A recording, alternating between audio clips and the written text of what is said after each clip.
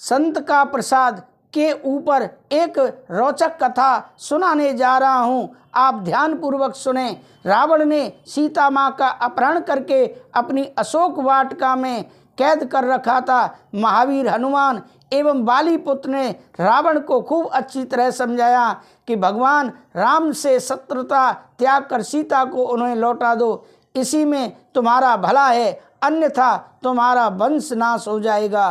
पर रावण नहीं माना और राम रावण युद्ध अनिवार्य हो गया।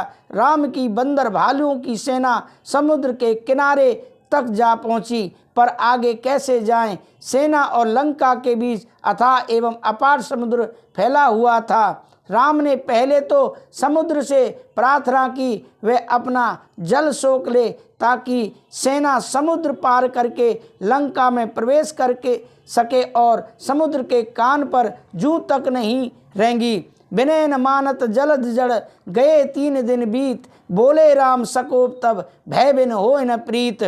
राम ने धनुष पर बाण चढ़ाया तो समुद्र ब्राह्मण वेश में प्रकट हुआ और परामर्श दिया कि राम की सेना में नल और नील नामक 2 बंदर हैं, जिनके हाथ से फेंके हुए पत्थर पानी पर जम सकते हैं। इस प्रकार मेरे ऊपर पुल बना सकता है। निर्देशानुसार पुल बनाने का अभियान शुरू हो गया। भगवान राम की वानर भालुओं की सेना उत्साह के साथ इस काम में लगी थी। इस समय एक गिलहरी के मन में एक विचार आया कि मैं भी भगवान की कुछ करूं, पर कैसे? गिलहरी कर ही क्या सकती थी? छोटा सा पत्थर वह उठा नहीं सकती थी, पर उसकी भावना ही थी। वह छोटी सी गिलहरी अपने मुंह से जरा जरा सी राख समुद्र में डालने लगी, साथ ही मुंह में थोड़ा थोड़ा पानी भरकर बाहर डालने लगी। हनुमान जी भी नल नील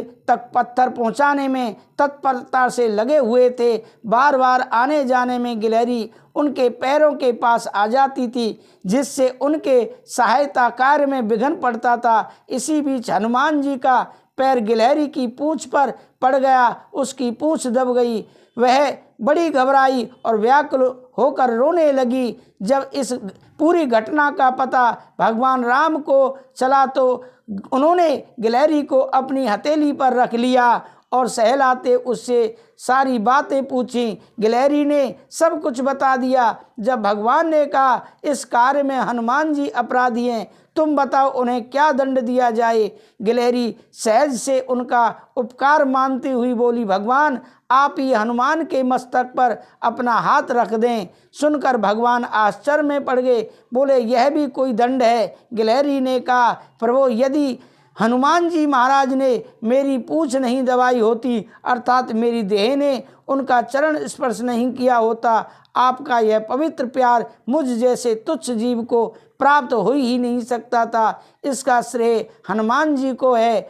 उन संत की कृपा से ही आपने मुझ इस रूप को अपनाया है। अतः मैं प्रार्थना करती हूँ कि आप अपना हाथ उनके मस्तक पर रख दीजिए। गिलहरी के मुँह से यह बात सुनकर भगवान राम प्रेम से गदगद हो गए और उन्होंने गिलहरी को अपने बाएं हाथ पर रखकर दाएं हाथ की 3 उंगलियों से उसे सहलाया।